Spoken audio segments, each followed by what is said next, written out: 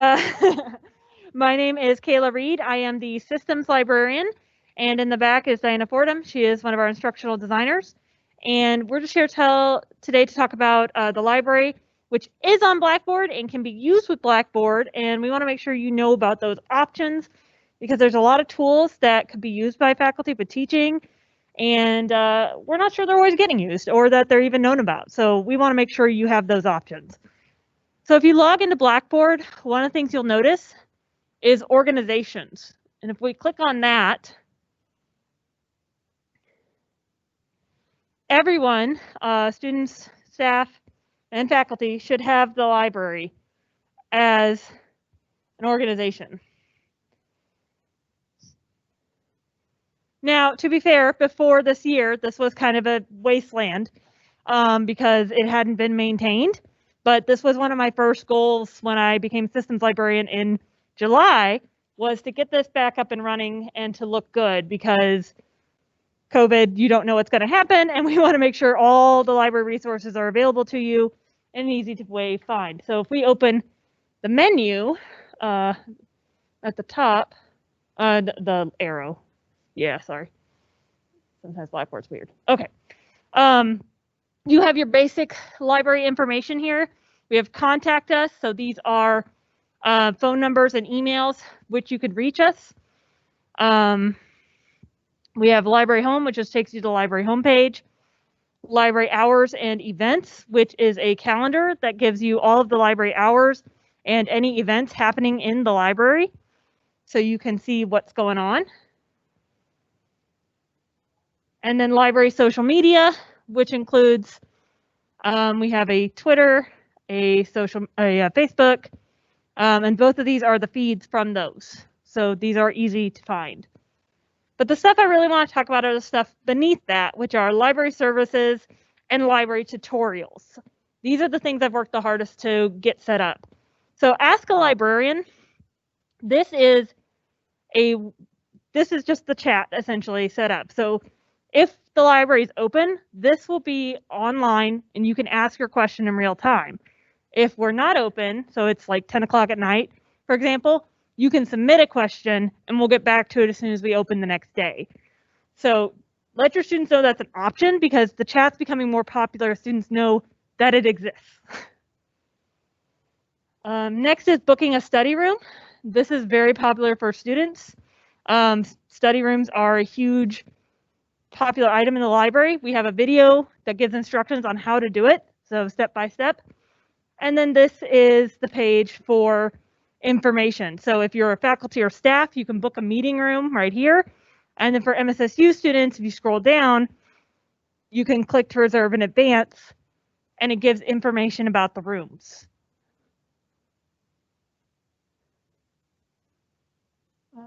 Too far. A little farther up, yeah. So then if you go to distant learning student resources, this is actually a library research and course guide that can be embedded into Blackboard. Any of our guides can.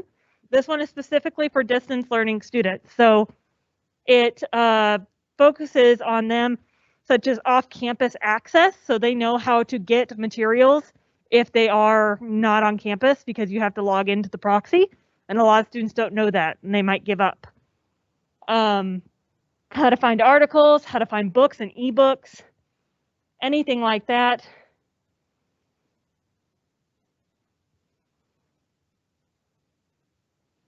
And then we have our library FAQ, which just takes you to questions that have been asked before that are already answered from the library.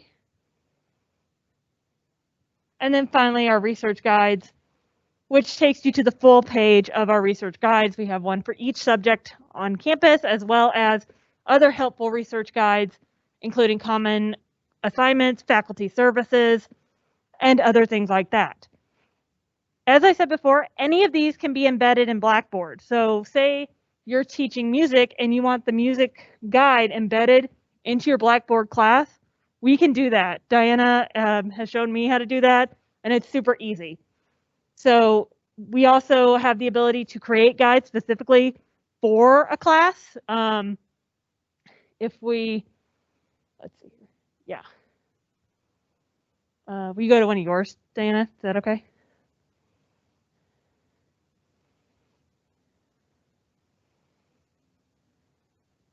This is one that Diana created for one of her courses, and she designed this and embedded it into Blackboard so that they can get to it directly from there. They don't have to leave Blackboard, try and navigate the library website.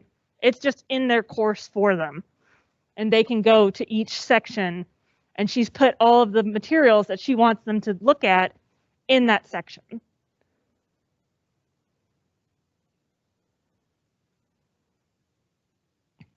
Okay. So that's all of the library services. Under library tutorials down at the bottom, we're going to click on How Do I? And this has been a big pet project of mine. I've been trying to make as many videos as I can to help students and faculty with navigating services. So these are just some very basic library videos that talk about the library. And then you have finding library materials and using library tools. Both of these have a different list of tools that you can use, videos and guides that can help you with using these tools. So you have booking a meeting room, full search, interlibrary loan. All of these have been made this year. So they are up to date. They're good to go. I even had to make the new search one again because we changed the outline. So that one was made like a day ago. So I really recommend looking at these. These you can also embed into your course. You just need the URL, which is publicly available through the library YouTube channel.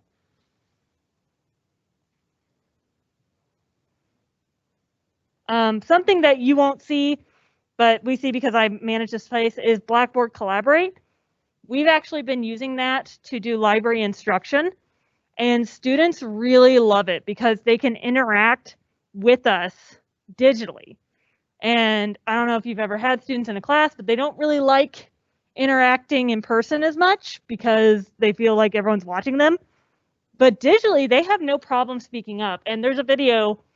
And would you click on the home music tab, the third one? At the top, the third tab for the browser. Yeah, we're just one of those. And then go to the library homepage real quick. Oh, it's the MSSU Spiva library right there. Above music. Yeah, no problem. And then on the side here on the left, you scroll down and go to faculty. Yeah, right there. Schedule an instruction session, the second one in their menu. This video right here, library instruction options, gives you a preview of what that looks like. And there's many different options. We've done the in-person option for a long time, but this one also includes a Blackboard Collaborate session, shows a little bit about what that looks like. It has a recorded, pre-recorded session, and even using Play Pause It to record an instruction session and insert questions throughout so that it's already done for you. Literally all you have to do is embed it into your course. They watch the video and answer questions as they go. So I'd recommend checking this out if you're curious. We're really excited to try new things and to offer new things to your classes. So I would definitely look at that. Sorry, I gotta look at my thing. Okay. So that's the majority of what's on Blackboard. Like I said, all faculty, staff, and students should have access to this under organizations. If you go back to the library homepage, and then, yeah. If you click the, yeah. And then down in the middle, if you do search under full search, let's do a climate change, let's say. Yeah, just right here in the box. So if you don't know, our full search is our discovery tool, which basically it puts all the library subscribed materials in one place so you can search it in a Google-like fashion. And one thing that's really cool you can do with this is if you hit share at the top, right here in the underneath search. Oh, no, not under, yeah, not lower. Yeah, sorry. You can use the permalink And you can share this with your class. So if you have a search that you do, you can use that link and it'll share it with the class, because otherwise, if you just try to share this URL, it'll just take them to an empty discovery service page and your students will get really confused. But this new service that we've signed up for has permalinks, and that'll allow you to use it that way. You can also create RSS feeds, so if new things come up in this search, they'll pop up and let you know about it. And as you can see on here, there are folders. So students and faculty can actually sign in. They can create an account with EBSCO, or they can use a Google account, and they can save things to a folder and sort them for different classes and share those folders with each other. So let's see here. If you would scroll down, Diana, and then just hit the little folder next to this little blue folder with the plus. Yeah, just hit that. And then go back up to the top and hit folder. So this is what it looks like. If you're not logged in, it just saves it for while you're in the browser session. But you can email it, you can export it, and we're working on an option to where you can directly export it to Zotero, which is a bibliographic tool. But if you're logged in, it'll save it, and you'll see it pop up over here, and you can create different folders for it. So, for example, if I had this for a class, I could have, you know, let's say English 101, and then I could have another class with a different folder, and I could sort all of these in there for future use. And those would stay in there until you leave Missouri Southern, your account is deleted, essentially. So I'd really recommend checking that out, because sometimes students have a hard time finding materials, and sometimes it's easier for you to help them out or to give them a stepping stone, or even for you to save materials for future usage. So I'd really recommend checking out that service. If we go to, yeah, click home, yeah. Oh, nope, sorry. Library. There we go. That's the page I wanted. So in addition to that, something else I'd recommend checking out is under faculty. And then create a research and course guide. So this is kind of the information you need for creating a guide for your class. You just basically email us and give us a little bit of time to do it, and we'll help you set it up. But the real thing I want to show you is on the side here, there are library resource links in Blackboard. And so this information can help you with putting this electronic information into Blackboard for you to use for your classes. And I've had faculty ask me, well, can I use something from like our full search in Blackboard? Yes. Every student, if they are enrolled at Missouri Southern, has access to that material. Well, if they're in your Blackboard, they should be enrolled in the class. So you should not have any issues with putting that in your course, okay? The only times we can't do that is if you request something through interlibrary loan. We can't share that with the class because we've requested it for access just for you. So that's the only limitation there. But our electronic books, our articles, any other materials that the library subscribes to are for all Missouri Southern students. So please, please use those in your Blackboard. It's why we have them, is for you and your students to make use of. So let's see here.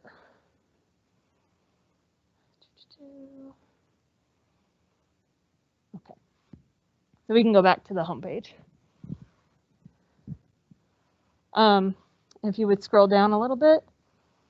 Right here, too, is on the right side, there's a button that says Schedule Appointment. I want you to be aware of this as faculty because this is not just for students. If you're needing help finding research and you just don't have the time, the librarians are here to support you as well. You choose your date and your time. Just pick a random one real quick, if you wouldn't mind, Diana. And then hit Continue. And then you fill out this form for us, and this kind of gives us an idea of what you're looking for. And then we can help you find resources. That's our job. We're librarians. We love doing research. You're making our day by filling this out. So I'd recommend if you're needing just more supplementary materials, or you just want to see what's out there, maybe doing this and letting us help you out, because you guys have a lot going on. You may not always have the time to search for things. And you are under no obligation to use whatever we find, but at least then you'll know, and you'll have a preview of what is going on in the research and what's happening. And you can even upload a file if you want to, if you have specific things. That's mostly for students, like for assignments, they can upload the assignment and we can look and see exactly what the instructor wants, because sometimes students are a little confused.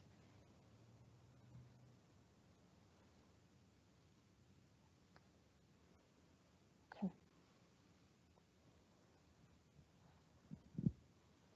And then, on this side over here is citation help. There is a video about the citation tool in the full search that we talked about, but there's also more support materials down below. So if you're needing to help students out, I'm especially going to recommend Zotero, because like I said, in the next hopefully week or two, we should be able to directly export from the full search to Zotero.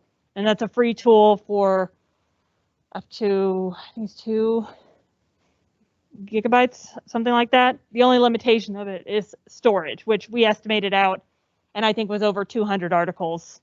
So it's got a pretty good size to it.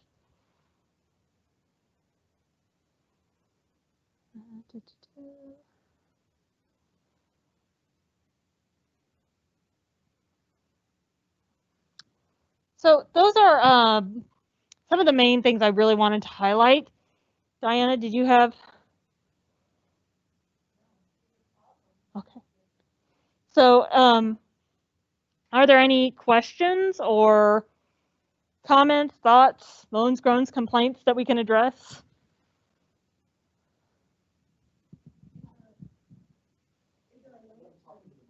Oh, sorry.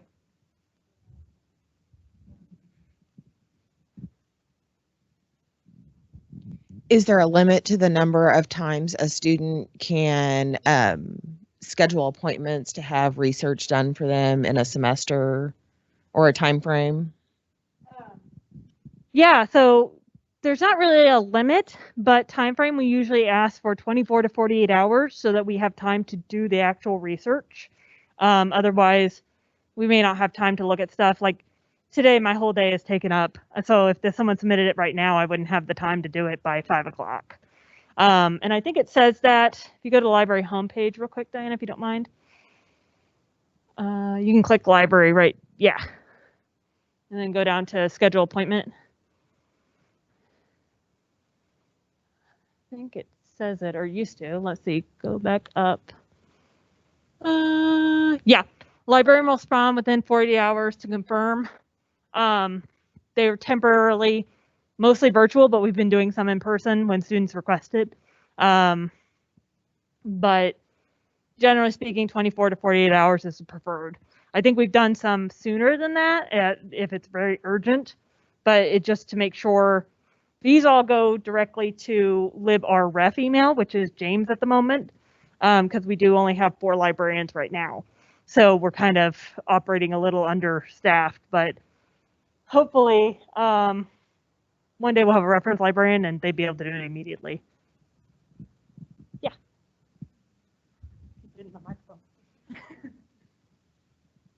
Yeah, I just wanted to plug the resource guides. There are a lot out there already developed, but my students, and I do embed them directly into my classes, it's a godsend to them, because when I request something, I've already put it in there for them to go and search, you know, and so it's amazing what we have available here at MSSU that so many universities do not have. So just wanted to put a plug in for that because they are pretty amazing. And one thing I'm making sure to do this year especially is it has a link checker. So every week, 2 weeks, we are checking the links to make sure they're not broken or haven't changed. And I can't tell you how many, one of my favorite instructors, Andrea Colors, she has a nutrition guide and her links break like every other week because they're government links. And so they're always changing the URL just slightly. And so we have to go out and we find the new link and we go in and we fix it. Or if they've removed this thing from the web, the web, we delete the link entirely, so students aren't clicking on things that don't work. Because I know sometimes that can be really hard to keep up on, especially if you have a lot of materials you're trying to let your students use or have access to. Yes. So as a staff member, I don't get over to the library very often, but I didn't know if there's anything you would recommend for. I don't know if staff visit the library very much, maybe to check out materials, or if you have anything you would recommend as far as training resources or anything for staff. They just want to learn more and just maybe improve themselves. If you have any recommendations on that, so. Sure. Yeah, we have a lot of, honestly, I think staff check out more physical materials than faculty at the moment. So that's awesome. We very much appreciate it. One thing that's a very popular resource, if you scroll down to the, under announcements, it's in the middle. Yeah, under how can we help you, a little further. Overdrive. So I always plug this because this is my baby. But Overdrive is a collection of ebooks and electronic audiobooks, and you can either use it on the browser or you can download an app called Libby, Libby, and you can download audiobooks or ebooks so that you can read them or listen to them off the internet. And it's super cool. We share it with other Mobius libraries, so there's, I think I want to say 12,000 items in this collection. It's pretty big and it continues to grow each year. So I would definitely check this out just because, as you can see, it's like a lot of very current new materials, and it's just really cool, to be honest. Yeah. Hey, this is Scott, and I want to show everybody my phone. It's got Libby on it. Oh, yeah. And I listen to an audiobook for my hour each way commute every day. And then plus I always have one text version that I read at bedtime. I absolutely love Libby.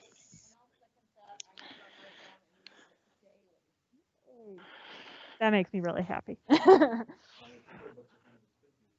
Yeah. And Audible as well. So like Audible, you can have a subscription, but it's, I think, $15 a month. This is completely free if you work or go to Southern. And note though, sometimes you can't get the book you want right now. Sometimes it's checked out and it won't be, it might be available in 2 weeks, but there's a time frame. You have 2 weeks to read it too. Now you can renew it, but if someone's in line. They've actually expanded the checkout period to 21 days. Oh, yay. Yay. And I had a Kindle Unlimited $10 a month subscription, and the problem with that after a while was the quality of what you could get to read and listen to. So Libby is hands down better than that. One thing you can do with this as well is if we don't have a book, you can recommend we purchase it. And that's one of the first things we look at each year. The subscription cost for this, there's a hosting fee, and then the rest is for purchasing. And the first thing we look at are the recommended titles. So I can't guarantee we'll get it just because, we might have other things that are more requested, but it is something we look at first and foremost. And we never have to worry about these getting stolen or walking away permanently. So that's nice. If you go to the homepage real quick, the library homepage, I think in the middle, yeah, at the top, at the very top. Yeah, mail tab. Thank you. Oh, well, that's the. Well, you can go to. Yeah, there you go. Library. Oh. If you scroll to the very, very bottom, there's a couple of resources there. One, we try to feature our new library materials. Those are all digital because of COVID. We've been trying to feature those. I need to update that soon. But then also at the very, very bottom, there are links to all our social media accounts, as well as an Open Textbook Network link that's actually a link to the Open Textbook Network, which are open educational resource materials. The YouTube one, which is the square with the little arrow in it, yeah, that one. If you click that one for me. So this is where I'm putting all our instructional videos. Hello, MSSU students. Oh no, will you pause that? don't want I am people your hear my systems voice. librarian. You guys only hear twice. And we have different playlists. So Archives is posting archival material on there. We have a playlist that focuses on open educational resources, including we're doing a series of testimonials where faculty who have used open materials on campus are talking about their experience and the goods and the bad about it. And then also the how-to at MSSU. These are all our instructional videos on how to use library services. And they include ones, you know, for students, ones for faculty, any that we make. And if there's any you don't see on there that you think should be added, please contact me. I'm always happy to make more content. And as well as making videos specifically for class. There is in that list a nursing instructional video that's specifically for a nursing class and talks about CNOL and different databases that they use. So please don't feel like you're being a burden by asking for specific things. You're actually doing what we want you to do, job security. And I have a lot of fun making them. It's something that I think can be really helpful, not just for our students on campus, but for our distance students and for our faculty who, you know, maybe can't make it to the library very often because, you know, we're busy, especially right now. We're all very busy. So I'd recommend checking those out.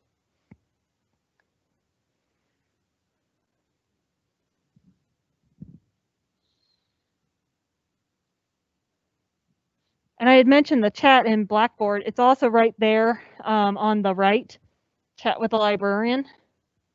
And it also shows up when you do a search through the full search, a blue button at the very top. So the chat is always available, and we've been really pushing to have someone logged in at all times. So if a student needs help, we really recommend they reach out to us. Dan, would you scroll up all the way? Oh, a little more, a little down, right there. Perfect. You'll see the contact the department. This says main circulation desk and has an email and a phone number. Under that is a text us. Students can also text us a question and we will answer through text to their phone. So that's fairly new, fairly not something we've really had in the past, but we've already had quite a few students use it. And I really recommend letting them know about that because a lot of students are more comfortable texting or chatting than they are in person. And we don't want that to be a barrier to them getting the help or the resources that they need. We really want to make sure everybody can do this. So.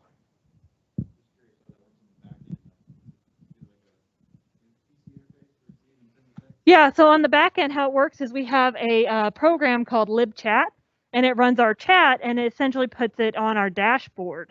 And so then we respond on the computer and it sends it back to the number. So it kind of works like when we're closed and someone submits a question, it goes to our dashboard and we go answer it.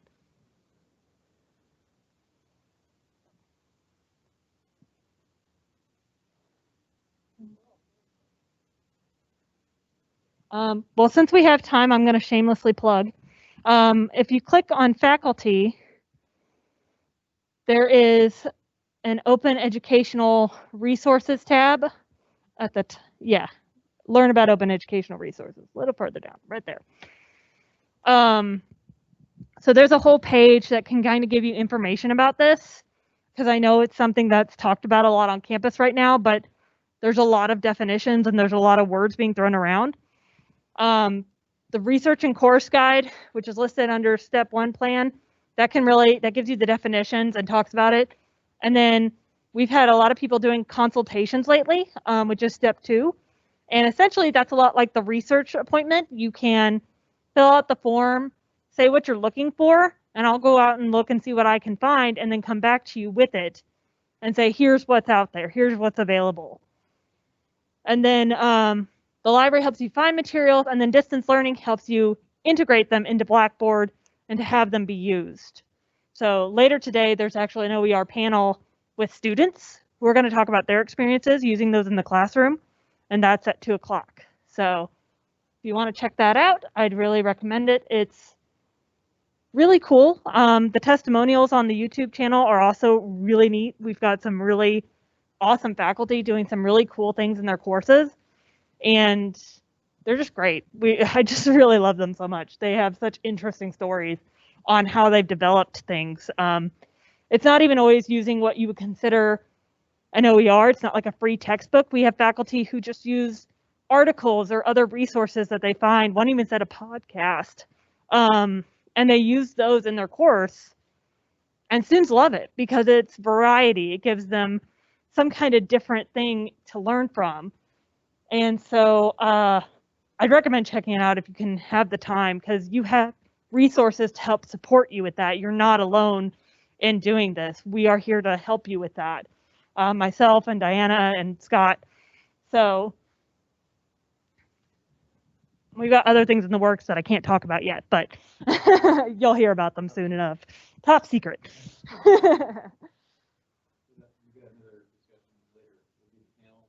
Mm-hmm. Yeah.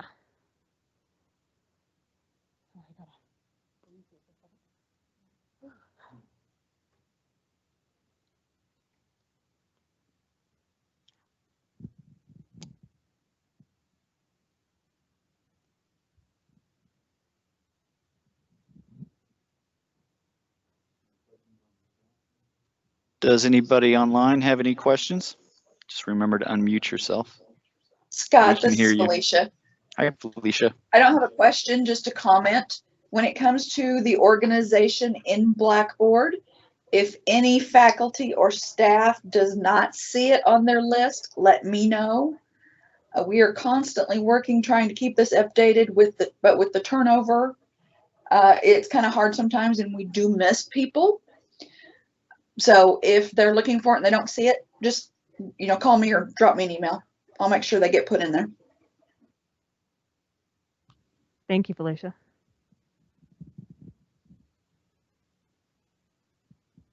I think I just talked too fast.